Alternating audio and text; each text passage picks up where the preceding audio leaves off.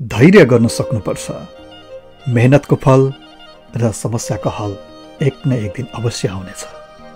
तर धैर्यता भएन भने न तपाईँले गरेको मेहनतको फल नै प्राप्त हुन्छ, न जीवनमा आइपर्ने कुनै समस्याको हल नै प्राप्त हुन्छ।